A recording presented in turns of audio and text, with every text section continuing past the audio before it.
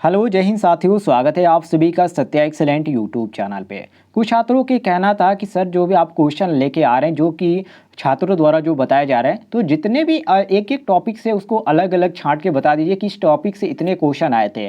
तो ज़्यादातर आज की डेट में डीसी जनरेटर से क्वेश्चन आए थे। जितने भी छात्र आईटी इलेक्ट्रिशियन सेकेंड ईयर का एग्जाम देने गए थे अपने कॉलेज से, उनके द्वारा पूछे गए क्वेश्चनों को मैं सॉल्व करने जा रहा हूँ। और जितने भी छात्रों का अभी तक एग्जाम नहीं हुआ है वो इस वीडियो को देखकर आसानी से समझ सकते हैं किस तरह के क्वेश्चन पूछे जा रहे हैं। और हाँ, चैनल पे नए होंगे तो चैनल को सब्सक्राइब जरूर कीजिएगा। और पीडीएफ भी प्राप्त करना चाहते हैं तो पीडीएफ भी आप पा सकते हैं इस वीडियो के डिस्क्रिप्शन में। और आप इस तरह की जो भी डेली क्वेश्चन आ रहे हैं यदि आप पाना चाहते हैं प्लेलिस्ट में जो भी क्रम से, तो आप प्लेलिस्ट चेक कीजिएगा, आपको प्लेलिस्ट में देखने को मिल जाएगा। प्लेलिस्ट में आपको देखने को मिलेगा, चैनल पे जाके प्लेलिस्ट चेक कर लीजिएगा। तो चलिए क्वेश्चन स्टार्ट करते हैं।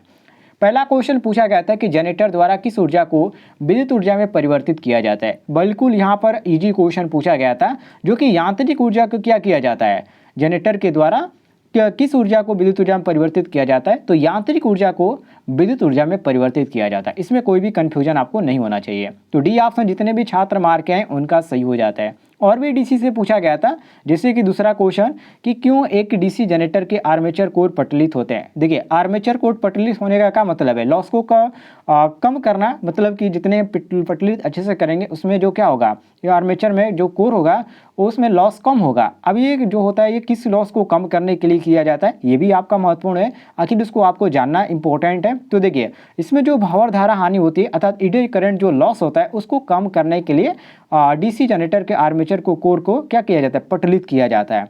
तो ये आपका सही हो जाता है, ऑप्शन नंबर डी बिल्कुल करेक्ट आंसर देख लीजिएगा। आगे बढ़ते हैं हम क्वेश्चन नंबर 3 पे, जिसमें यहाँ पर पूछा गया था कि जनरेटर में ब्रश बनाने के लिए किस सामग्री का उपयोग किया जाता है। एक और दो तीन क्वेश्चन पूछा गया था जनरेटर से। देखिए, जनरेटर में ब्रश बनाने के लिए किस सामग्री का उपयोग किया जाता है। तो साथियों, इसमें उपयोग किया जाता है किसका उपयोग किया जाता है, सभी को मालूम है, कार्बन और ग्रेफाइट का उपयोग किया जाता है। किसका, कार्बन और ग्रेफाइट का। और कार्बन और ग्रेफाइट जो हमारा दिया गया, ऑप्शन नंबर बी दिया गया है। बाकी आपको कंफ्यूजन करने के लिए स्टील और ग्रेफाइट यहाँ पर दिया गया है, ढलवा लोहा और ग्रेफाइट दिया गया है, और यहाँ पर एल्युमिनियम और ग्रेफाइट दिया गया, लेकिन आपका सही हो जाता है बी ऑप्शन बिल्कुल करेक्ट आंसर। आगे बढ़ते हैं क्वेश्चन नंबर 4 पे, जिसमें क्वेश्चन नंबर 4 में यहाँ पर पूछा जा रहा है कि आर्क वेल्डिंग के लिए किस प्रकार के डीसी जनरेटर का उपयोग किया जाता है। ध्यान रखिएगा, आर्क वेल्डिंग के लिए कहा जा रहा है, तो आर्क वेल्डिंग के लिए साथियों विभेदक यौगिक जनरेटर का उपयोग किया जाता है। किसका, विभेदक यौगिक जनरेटर के लिए। बाकी आपको कंफ्यूजन करने के लिए शंट जनरेटर भी दिया गया, श्रेणी जनरेटर भी दिया गया, और यहाँ पर संचय यौगिक जनरेटर भी दिया गया है। तो एग्जाम देने जाइएगा तो हर एक क्वेश्चन को एक बार दो बार रिपीट कीजिएगा, ताकि आप कभी भी इस क्वेश्चन को सुने होंगे, दिमाग में बैठा होगा, तो आप इसको पकड़ पाएंगे। तो ये आपका सही हो जाता है सी ऑप्शन करेक्ट आंसर। आगे बढ़ते हैं क्वेश्चन नंबर 5 पे, जिसमें पूछा गया था कि बड़े डीसी जनरेटर मशीनों के पोल कोर बनाने के लिए किस धातु का उपयोग किया जाता है।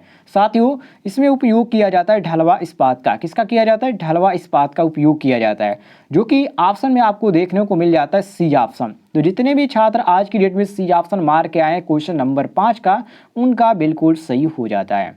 अगले क्वेश्चन को देखते। क्वेश्चन यहाँ पर पूछा गया अगला में कि आर्मेचर वाइंडिंग प्रतिरोध को मापने के लिए किस उपकरण का उपयोग किया जाता है। प्रतिरोध को मापने के लिए, ध्यान है, पहले क्वेश्चन को समझ लीजिए। प्रतिरोध को मापने के लिए, तो प्रतिरोध को मापने के लिए हम केल्विन ब्रिज का प्रयोग करते हैं। लेकिन यदि आपसे यही पूछ दिया जाए कि प्रतिरोध, मान लीजिए कोई वायर जा रहा है, उसके ऊपर इंसुलेशन का यदि हमको मान लीजिए कि अंदर कितना प्रतिरोध है, तो उसके लिए हम किसका प्रयोग करते हैं, मेगर का करते हैं। लेकिन इसे आपका गलत हो जाता है क्वेश्चन के अनुसार, तो हम क्वेश्चन के अनुसार यहाँ पर मारेंगे केल्विन ब्रिज का। डी ऑप्शन सही हो जाता है। आगे बढ़ते हैं हम क्वेश्चन नंबर 7 पे, जिसमें यहाँ पर क्वेश्चन नंबर 7 में पूछा गया था कि यदि कॉइल पिच पोल पिच से कम है तो वाइंडिंग का नाम क्या होगा। देखिए, उस स्थिति में पूछा जा रहा है कि जिस स्थिति में कॉइल पिच और पोल पिच से कम है, उस स्थिति में उस वाइंडिंग को हम किस नाम से जानेंगे या किस नाम से पुकारेंगे। तो साथ ही उसको हम बोलेंगे शॉर्ट कंटेंट वायरिंग, जो कि ऑप्शन में आपको डी देखने को मिल जाता है। तो हम क्वेश्चन के अनुसार डी ऑप्शन करेक्ट आंसर मारेंगे, सभी लोग मिला लीजिएगा। अगले क्वेश्चन की ओर आते हैं, क्वेश्चन नंबर 8 में, जिसमें क्वेश्चन नंबर 8 में पूछा जा रहा है कि कौन सी कुचालक सामग्री श्रेणी बी के कुचालक की, श्रेणी बी के कुचालक के अंतर्गत इसमें से कौन सी आता है पदार्थ, जैसे कि कपास, बांस या फाइबर ग्लास, और यहाँ पर चमड़े का कागज दिया गया है। तो देखिए, श्रेणी बी मतलब इस तरह भी आप पकड़ सकते हैं, श्रेणी बी के अंतर्गत आपका जो कुचालक है वो आपका क्या है, फाइबर है, और ये फाइबर ग्लास आपका कुचालक के अंतर्गत आता है। तो हमारा क्वेश्चन के अनुसार सी ऑप्शन करेक्ट आंसर हो जाता है, सभी लोग मिला लीजिएगा। अगले क्वेश्चन की ओर आते हैं, जिसमें पूछा गया था कि डीसी स्टार्टर्स के प्रतिरोध को शुरू करने के लिए किस सामग्री का उपयोग किया जाता है। तो देखिए, स्टार्ट करने के लिए हम यूरेका का प्रयोग करते हैं। किसका? यूरेका का। तो ऑप्शन नंबर ए हमारा सही हो जाता है। अगले क्वेश्चन पे आते हैं, क्वेश्चन नंबर 10 पे, जिसमें पूछा गया था कि कतरनी मशीनों के लिए कौन सी प्रकार की डीसी मोटर उपयुक्त है। कौन सी प्रकार की? साथियों, इसी तरह आप इसको क्वेश्चन को पकड़ सकते हैं। तो संचयी यौगिक मोटर, कौन सा? संचयी यौगिक मोटर जो आपका होता है, यही आपका होता है। तो हमारा सी ऑप्शन करेक्ट आंसर हो जाएगा। आगे बढ़ते हैं क्वेश्चन नंबर 11 पे। थोड़ा सा लंबा क्वेश्चन है, इसको जो मैं जूम कर देता हूँ।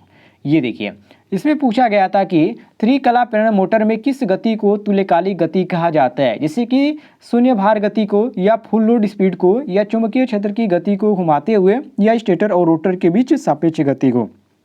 तो साथियों, यहाँ पर आपका सी सही हो जाता है, चुंबकीय क्षेत्र की गति को घुमाते हुए। तो हम क्वेश्चन के अनुसार सी ऑप्शन करेक्ट आंसर मारेंगे। आगे बढ़ते हैं हम क्वेश्चन नंबर 12 पे, जिसमें पूछा गया था कि अपने रोटर पक्ष से 3 कला, ठीक है, 3 कला स्क्वायरल केज प्रेरण मोटर की गति को नियंत्रित करने के लिए, मतलब कंट्रोल करने के लिए कौन सी विधि आरोपित की जाती है। किस चीज में पूछ रहा है? रोटर में, रोटर पक्ष के यहाँ पर पूछ रहा है इससे संबंधित क्वेश्चन कि 3 कला स्क्वायरल केज प्रेरण मोटर की गति को कंट्रोल करना हो तो उसके लिए हम कौन सी विधि का प्रयोग करेंगे। तो साथ ही इसमें हम प्रयोग करेंगे कैस्केड संचालन विधि का, जो कि ऑप्शन में ए दिया गया है। तो जितने भी छात्र ए ऑप्शन मार के आए उनका बिल्कुल सही हो जाता है। आगे बढ़ते हैं क्वेश्चन नंबर 13 पे, जिसमें पूछा गया था कि एसी इंडक्शन मोटर में बलागुण और स्लिप के बीच क्या संबंध है।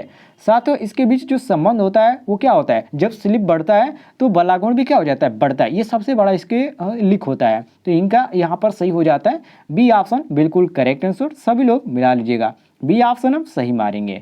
आगे बढ़ते हैं क्वेश्चन नंबर 14 पे, जिसमें क्वेश्चन नंबर 14 में पूछा गया था कि स्वचालित स्टार डेल्टा स्टार्टर में टाइमर का कार्य क्या है। दोस्तों, टाइमर का जो कार्य होता है ये होता है कि स्टार से डेल्टा में बदले। क्या करें? स्टार से डेल्टा में बदले। किस स्थिति में? जब यहाँ पर पूछा जाए स्टार डेल्टा स्टार्टर में टाइमर का वर्क पूछा जाए, कार्य पूछा जाए, तो अब हम कहेंगे कि इसका जो कार्य होता है कि स्टार से डेल्टा में परिवर्तित करें। तो हमारा सी ऑप्शन करेक्ट आंसर हो जाता है। आगे बढ़ते हैं हम क्वेश्चन नंबर 15 पे, जिसमें पूछा गया था कि पैनल बोर्ड कहाँ उपयोग किए जाते हैं। साथियों, पैनल बोर्ड का आपने नाम सुना होगा। पैनल बोर्ड ज़्यादातर प्रयोग किए जाते हैं 3 कला जो घरेलू वायरिंग होते हैं उसमें प्रयोग किए जाते हैं। बाकी आपको कन्फ्यूजन कर लें, यहाँ पर दे दिया गया औद्योगिक मोटर ड्राइव में, औद्योगिक यहाँ पर दे दिया, तो आप सोच रहे होंगे कि वर्कशॉप में, लेकिन ये गलत है। यहाँ पर आपका सही हो जाता है सी की 3 कला घरेलू वायरिंग में। तो हम क्वेश्चन के अनुसार सी ऑप्शन करेक्ट आंसर मारेंगे, सभी लोग मिला लीजिएगा। आगे देखते हैं क्वेश्चन नंबर 16 के।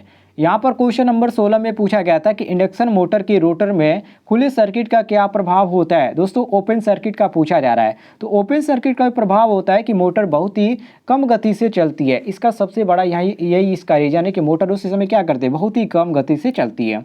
तो हम मारेंगे ऑप्शन नंबर डी बिल्कुल करेक्ट आंसर, मिला लीजिएगा।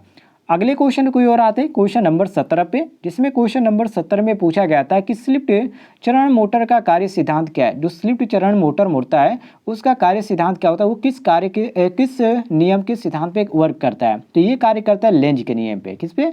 लेंज के नियम पे कार्य करता है। तो ये आपका सही हो जाता है option number A correct answer, सभी लोग मिला लीजिएगा। अगले क्वेश्चन की ओर आते हैं, क्वेश्चन नंबर 18 पे, जिसमें पूछा गया था कि ध्वनि रिकॉर्डिंग उपकरणों के लिए हिस्टैरिसीस मोटर उपयुक्त क्यों है, इसका उपयोग क्यों किया जाता है। तो देखिए, शांत प्रचालन के लिए ज़्यादातर इसी के लिए किया जाता है कि इसका जो मोटर होता है वो काफ़ी शांत होता है, ठीक है, ज़्यादा शोर नहीं करता है, तो इसलिए इसका किया जाता है। बाकी आपको कन्फ्यूजन के लिए दे दिया गया कि आकार में छोटा होता है इसलिए, या उच्च दक्षता का होता है इसलिए, या कम त्रुटि प्रचालन होता है इसलिए, लेकिन आपका सही हो जाता है सी ऑप्शन करेक्ट आंसर। अगले क्वेश्चन की ओर आते हैं, क्वेश्चन नंबर 19 पे, जिसमें पूछा गया था कि आच्छादित पोल मोटर का अनुप्रयोग किया है। इसका जो यहाँ पर अनुप्रयोग की बात करें तो इसका प्रयोग ज़्यादातर होता है हेयर ड्रायर में। कहाँ पर किया जाता है? हेयर ड्रायर में किया जाता है। पंखा में तो बिल्कुल नहीं, और गीला ग्राइंडर में बिल्कुल नहीं, और यहाँ पर वॉशिंग मशीन में ये तो बिल्कुल नहीं होगा। तो ये आपका सही हो जाता है ऑप्शन नंबर ए बिल्कुल करेक्ट आंसर। आगे बढ़ते हैं क्वेश्चन नंबर 20 पे। ये भी मोस्ट इंपॉर्टेंट क्वेश्चन था, जिसमें पूछा गया था यहाँ पर क्वेश्चन नंबर 20 में कि अल्टरनेटर के, ध्यान से क्वेश्चन को पढ़िएगा, अल्टरनेटर के रोटर को डीसी प्रदान करने वाले उपकरणों का नाम क्या है। मतलब कि कोई भी अल्टरनेटर है, ठीक है, यदि इसको हम डीसी प्रदान कर रहे हैं तो डीसी प्रदान करने वाले जो उपकरण हो गए, उस उपकरण को हम किस नाम से जानेंगे? तो दोस्तों उसको हम बोलते हैं क्या? उत्तेजक अर्थात एक्साइटर बोलते हैं। क्या बोला जाता है? एक्साइटर बोला जाता है, जो कि ऑप्शन में आपको ए देखने को मिल जाता है। तो जितने भी छात्र आज की डेट में ए ऑप्शन मारे, उनका ए ऑप्शन करेक्ट आंसर हो जाता है। उम्मीद है आपको जानकारी पसंद आई होगी। पसंद आई तो वीडियो पर लाइक कीजिएगा और ज़्यादा से ज़्यादा शेयर कीजिएगा, ताकि और भी लोगों के पास ये जानकारी पहुँच पाए।